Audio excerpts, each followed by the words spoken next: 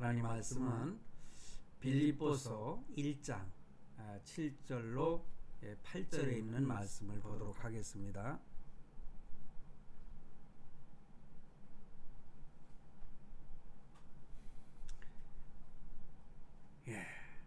7절입니다. 내가 너희 무리를 위하여 이와 같이 생각하는 것이 마땅하니 이는 너희가 내 마음에 있으며 나의 매임과 복음을 변명함과 확정함에 너희가 다 나와 함께 은혜에 참여한 자가 됨이라. 8절입니다. 내가 예수 그리스도의 심장으로 너희 무리를 얼마나 사모하는지 하나님이 내 증인이시니라. 아멘. 오늘 말씀을 보면은 참 마음이 설레는 그런 의미가 담겨 있는 말씀이기 때문에 특별히 이 사도 바울이 빌립보 교회 성도들을 향하여 사랑의 고백을 하고 있습니다. 어찌 보면은 이 고백이 최고의 사랑의 고백이 아닌가 그런 생각을 합니다. 사랑하는 사람끼리도 만약 이 성경 구절을 인용한다면 그 진실된 마음이 상대에게 사랑의 고백으로 들려지고 신뢰가 가지 않을까 그런 생각을 해보는 것입니다. 그래서 7절에 내가 너희 무리를 위하여, 그러니까는 사도 바울이 빌립보 교회 성도들을 말하죠. 이와 같이 생각하는 것이 마땅하니 라고 했는데 이것은 3절과 4절에 보면은 그 빌립보 교회 성도들을 생각할 때마다 하나님께 감사한다 그렇게 고백을 했죠. 뿐만 아니라 기도할 때마다 너희 무리를 위하여 기쁨으로 항상 기도한다.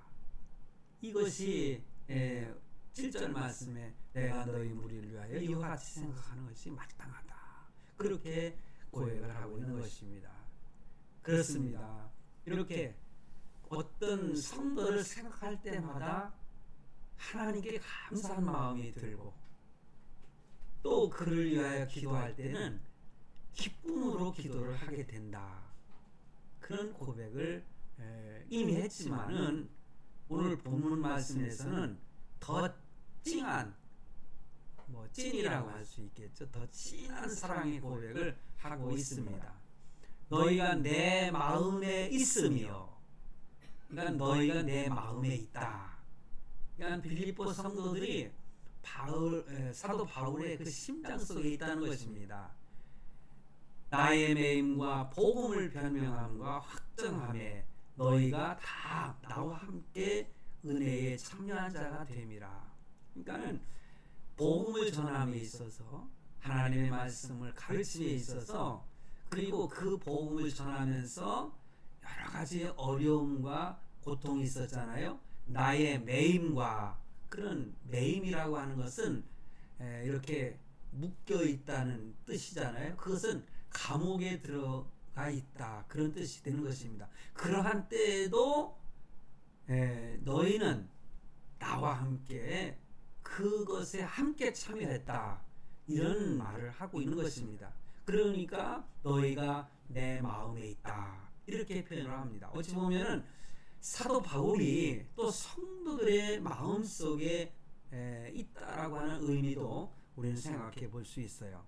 그러면서 8절에 보니 내가 예수 그리스도의 심장으로, 예수님의 심장으로 너희 무리를 얼마나 사모하는지 하나님이 내 증인이시라는 거예요. 내가 너희를 사랑하고 있는 것, 내가 너희를 향하여 사모하고 있는 이 마음은 내가 이렇게 헛된 소리로 하는 것이 아니라 하나님이 내 증인이 되신다. 대단한 사랑의 고백이지 않습니까? 근데 상대방이 믿지 않을 수 없는 거죠. 이처럼 사도 바울은 바로 빌립보 성도들을 향한 참으로 애틋한 사랑이 있었음을 발견하게 되는 것입니다. 좀 전에도 말씀을 드렸듯이 그 사랑의 고백이 3절과 6절에 잘 나타나 있습니다만은 왜 그렇게 사랑을 했는가? 그 사랑하는 이유도 사실은 있습니다. 어찌 보면은 무조건적인 사랑으로 주님께서는 우리를 사랑하셨잖아요. 근데 우리 인간들은 살다 보니까는요, 평생을 살다 보니까는 사실은 저절로 사랑하는 것은 아니더라고요. 뭔가 사랑할 수밖에 없는 원인이 있더라고요. 그런데 여기 보니까는 그 사랑의 고백을 하지 않을 수 없는 것은 사도 바울이 너무너무 어려울 때에 그와 함께하는 그러한 모습을 빌립보 성도들에게서 발견했기 때문에 그런 의미에서 볼 때 사도 바울은 빌립보 성도들을 사랑하지 않을 수 없었다, 이렇게 고백을 하는 것입니다. 성도 여러분, 사실 어려울 때 친구가 진짜 친구라고 하지 않습니까? 어려울 때는 싹 외면해버리고 평안할 때만 아주 친한 친구인 것처럼 하는 사람은 진정한 친구가 아니라는 것이죠. 어려울 때 함께 동참하고 또 도와줄 수 있는 그러한 관계가 진정한 사랑을 가진 친구든 또 가족이든 성도들 간의 관계 속에서도 그렇지 않겠습니까? 그래서 오늘 본문에서 보니까는 이 사랑의 고백이 잘 나타나 있는 것이 바로 7절에 있는 말씀, 내가 너희 무리를 위하여 이와 같이 생각하는 것이 마땅하다. 그러면서 내가 하는 사랑의 고백은 이렇게 인사치레로 그냥 말로만 떠드는 그러한 인사치레로 하는 것이 아니라 하는 것을 진정으로 고백하는 말씀인 것입니다. 이는 너희가 내 마음에 있음이라 합니다. 마음속에 그들의 사랑을 다 새겨놓았다는 그런 표현이죠. 빌립보 교인들의 사랑은 이 사도 바울의 마음에 큰 어떤 울림을 가져다 주었다, 이렇게 표현해 볼 수가 있습니다. 그러니 사도 바울이 얼마나 감동했으면은 이와 같은 사랑의 고백을 했겠습니까? 그래서 7절 하반부에 나의 매임과 복음의 변명함과 확정함에 너희가 다 나와 함께 은혜에 참여한 자가 됨이라. 빌립보 성도들은 이 사도 바울의 그 매임 그리고 고난에 동참을 한 것입니다. 그래서 복음 전파하는 일에 몸으로, 마음으로, 물질로 이렇게 빌립보 성도들은 동참했다, 그것입니다. 그 모습에 대해서 사도 바울은 함께 은혜에 동참했다, 은혜에 참여했다, 이렇게 표현한 겁니다. 바울이 어려울 때에 그 모든 것과 함께 하는 것이 바로 은혜에 참여하는 것이 됐다, 그것입니다. 예수님이 가신 그 길을 향하여 따라갈 때에 예수님의 모든 것에 동참하는 것이 된다, 뭐 이렇게 확대해서 또한 우리가 생각해 볼 수가 있습니다. 그러니 사도 바울은 빌립보 성도들이 그 은혜에 참여한 일을 생각할 때마다 너무 감동이 되어서 이 세상에서 할 수 없는 어쩌면 가장 진한 사랑의 고백을 이렇게 오늘 본문을 통해서 하고 있는 것입니다. 내가 예수 그리스도의 심장으로 너의 무리를 어떻게 사모하는지 하나님이 내 증인이시라. 저도 목회하면서 또한 한평생을 살면서 제가 목회 시작했을 때 그때부터 함께 동참해주고 함께 어려움을 겪었던 그러한 성도들을 지금도 저는 잊지를 못하고 있습니다. 그분들을 생각할 때에 하나님께 내가 감사하지 않을 수가 없어요. 이 사도 바울의 고백처럼요. 그리고 그분들을 위해서 기도할 때에 기쁜 마음으로 기도하지 않을 수가 없는 것입니다. 그런데요, 때로는 마음에 상처를 주고 힘들게 이렇게 했던 분들도 지나고 보면은 그분들도 나와 함께 많은 것들에 동참한 것을 생각하면은 그들을 통해서도 감사하지 않을 수가 없는 것을 지금 저는 고백을 하게 되는 것입니다. 사도 바울처럼 바로 주님께서 나의 증인이 되신다. 저는 이렇게 감히 말씀을 드릴 수가 있습니다. 사도 바울은 바로 이 빌립보 성도들이 은혜에 이렇게 동참하는 것에 대해서 감격을 했는데, 그것을 바로 함께 은혜에 참여한다, 그렇게 표현을 했는데, 그렇다면 그 함께 은혜에 동참한다고 하는 그런 의미, 은혜에 참여한다, 이 의미가 무엇인가를 한번 좀 더 깊이 묵상하고 생각해 보려고 합니다. 그것은 바로 마음이 함께 한다는 것입니다. 마음이, 내 마음이 네 마음이고 당신의 마음이 내 마음이다, 뭐 그런 거 있잖아요. 함께 한다. 그래서 과거에 목회할 때 저는 제일 좋아하던 단어가 함께, 투게더, 함께라고 하는 단어를 많이 강조했었던 것을 저는 기억을 합니다. 사도 바울이 감옥에 있었을 때 빌립보 교인들은 먼저 마음이 함께 하였습니다. 마음이 있어야 행동으로도 사실 옮기게 되는 것이 아닙니까? 그리고 마음이 먼저 있어야만이 물질도 함께 동참할 수가 있는 것이에요. 마음이 먼저 없으면요, 억지로 하게 되면은 기쁘지 않죠. 짜증스럽죠. 어거지로 하고. 근데 모든 것은 이렇게 스스로 동참하게 되는 것이 기쁨이 아닙니까? 그냥 마음이 먼저 있어야 된다는 거죠. 그래서 사도 바울도 감옥에서 그 빌립보 교인들을 향하여 생각할 때에 그들의 마음과 함께였다고 하는 것을 고백하는 것입니다. 그것이 바로 은혜에 함께 참여한 자가 된다는 모습인 것입니다.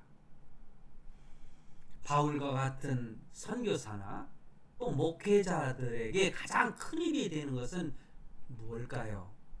그것은 바로 후방에서 기도해주고 후원하는 것입니다. 목회자에게 가장 큰 힘이 되는 것도 성도들이 함께 하는 것입니다. 마음이 함께 하여야 된다. 물질이나 다른 것도 꼭 필요하지만요, 먼저 마음이 같이 통할 수 있어야 서로의 기쁨을 나누게 되는 거 아니겠습니까? 그 다른 어떤 많은 것을 바라지 않습니다. 마음이 먼저 하나가 되어야 된다. 함께 해야 된다. 그랬을 때 목회자는, 선교사들은 큰 힘이 되는 것입니다. 제가 오래 있지는 않았지만은 목회를 제가 정리하고 선교사로 갔을 때에 저를 위해서 후원해주는 교회들과 그런 지인들, 이런 경험을 해봤는데, 오히려 외국에 나가서 선교사로 있을 때에 후원해주는 그런 분들이 더 이렇게 애틋한 마음이 드는 것을 저는 느껴봤습니다. 어떤 선교사는요, 평신도 선교사인데 참 그 한 달 선교비를 후원해주는 것이 많지 않았어요. 그냥 40-50만 원밖에 안 됐어요. 근데 사실 인도는 그렇게 물가가 비싸지 않기 때문에 40-50만 원 정도로 그래도 겨우겨우 이렇게 먹고 자고 하는 일, 또 활동하는 일을 감당을 하더라고요. 그런데 그 선교사들이 하는 얘기가 큰 걸 바라지 않는다는 거예요. 그냥 여기서 내가 먹고 자고 이렇게 열심히 복음을 전하고 또 가르치고 하는 이러한 일들에 큰 장애만 없다면 거기에 적당한 후원금만 있으면 선교비만 있으면은 만족한다. 그런 얘기를 들었을 때에 저는 거기 평신도 여선교사, 남선교사들, 목회자 선교사들보다 그분들을 생각할 때 가슴이 뭉클하고요. 근데 그분들보다 난 부자더라고요. 그들에게 저도 협력을 해주고 이렇게 제가 지내고 그랬었는데 멀리 있을 때에 외국에 나가 있을 때에 그 자그마한 것이라 할지라도 선교비로 보내줬을 때에 그 기쁨과 감동이 저는 느껴봤기 때문에 잘합니다. 혹시 선교사를 위해서 후원하시는 분들이 있다면 열심히 해주시기를 바랍니다. 그러므로 이러한 물질도 이렇게 마음이 함께 할 때에 가능한 것 아니겠습니까? 성도들 간에도요, 서로 아름다운 교제가 이루어지려면은 이렇게 마음이 서로가 함께 할 때에 그렇습니다. 형제지간에도 그래요. 그러니까는 혈육들, 그 친족들과의 관계도 마음이 먼저 하나가 될 때, 일치가 될 때에 참 사랑하는 마음이 생기고 또 염려하는 마음이 생기고 또 어떤 일이 있을 때 용납하고 수용하게 되고 그런 관계가 되는 것입니다. 그러므로 이 말씀을 듣고 있는 그 형제들 간의 만약에 불화가 있다면은 서로가 이렇게 화해하고 아름다운 관계로 맺어가기를 간절히 바랍니다. 성도들이요, 보니까는 제가 성도들이 많이 모이는 그러한 교회의 부교육자 노릇도 해봤고 또 작은 교회도 제가 해봤습니다만은 성도들 한 사람 한 사람이 얼마나 소중한지를 느낄 수 있는 것은 개척을 해보니까 알겠더라고요. 제가 큰 교회에 있을 때는 하루에 5명, 10명, 어떤 때는 20, 30명도 와서 등록을 해요. 그러다 보니까 의뢰이 오는구나. 그래 그냥 의뢰이 교회에 나오는구나. 그러면서 그 한 분 한 분이 그렇게 깊은 어떤 뜨거운 사랑이 표현이 잘 안 됐던 경험이 있어요. 그런데 교회를 개척해 보니까는요, 한 사람이 교회에 와서 등록하고 예수 믿고 구원받는 그 모습을 보면은 너무너무 소중하고 그 사랑하는 마음이 그에게 이렇게 가는 것을 느끼게 되더라고요. 그런데 큰 교회에서는요, 성도들이요 서로 그렇게 교제하지 않고 그 주일날만 이렇게 나왔다가 예배 마치고 돌아가는, 성경에 보면 이사야서에 그랬잖아요. 마당만 밟을 뿐이니라. 이스라엘 백성들을 향해서 하나님께서 하신 말씀이에요. 제사에 동참하지만은 그냥 형식적으로 왔다 갔다 의뢰하는 것이기 때문에 제물을 잡아가지고 하나님께 피를 해서 드리고 의례적인 그런 어떤 행사 같은 그런 제사를 드리는 것을 원치 않는다. 주님께서 그렇게 말씀하셨잖아요.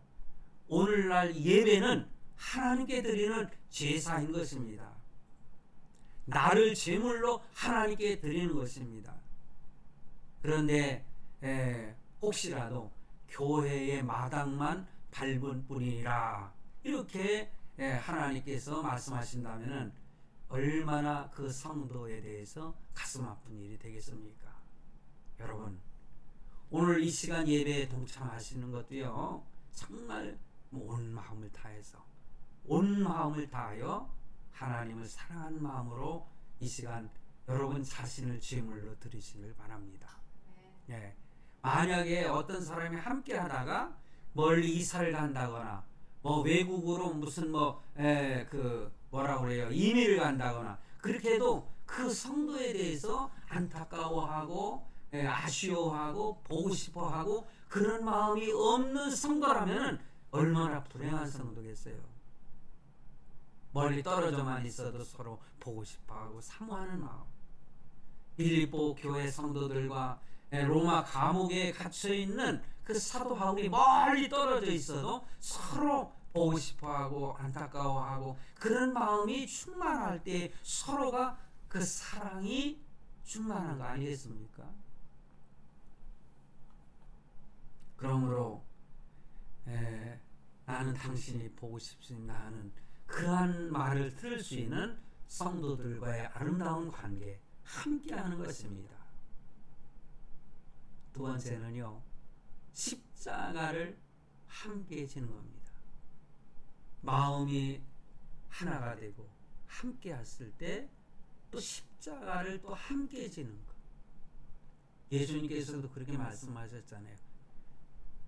자기 십자가를 짊어지고 따라오지 않는 자는 내 제자가 아니다. 이런 말씀도 하셨어요.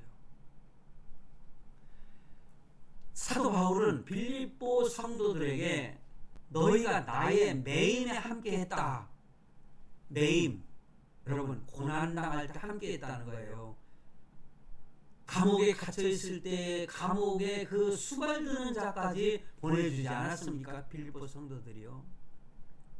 그래서 나의 매임이라고 하는 것은 사도 바울이 짊어지고 가고 있는 고난의 십자가인데 그 고난의 십자가를 함께 지고 간다, 그런 뜻인 것입니다.